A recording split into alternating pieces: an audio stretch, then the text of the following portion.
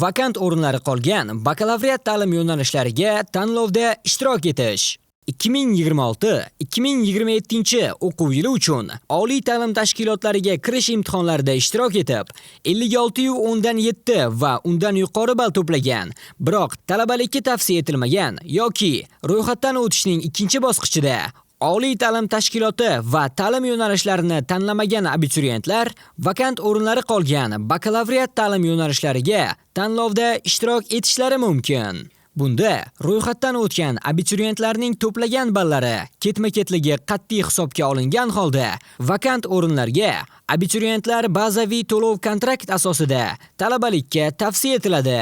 Abituriyentlar test topshirgan fanlar majmuasi va ta'lim tiliga mos bo'lgan vakant o'rinlari qolgan bakalavriat ta'lim yo'nalishlariga tanlovda ishtirok etishlari mumkin. Agar vakant o'rinlari qolmagan bo'lsa, ushbu toifadagi abituriyentlarga tanlovda ishtirok etish imkoniyati berilmaydi. Bilimni baholash agentligining my.uzbmb.uz platformasidagi shaxsiy kabinet orqali vakant o'rinlari qolgan bakalavriat ta'lim yo'nalishlariga tanlovda ishtirok etish bo'limiga kirilib, xizmatdan foydalanish tugmasi bosiladi va oliy ta'lim tashkilotlarini tanlash bo'limiga o'tiladi.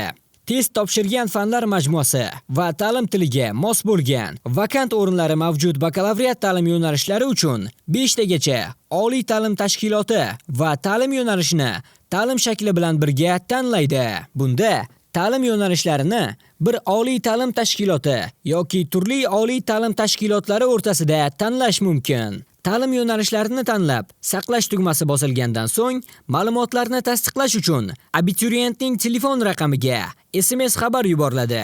SMS xabardagi 5 xonali raqam dasturga kiritilib, ma'lumotlar tasdiqlanadi. Ma'lumotlar tasdiqlangandan so'ng, abituriyent qayd varaqasi shakllanadi.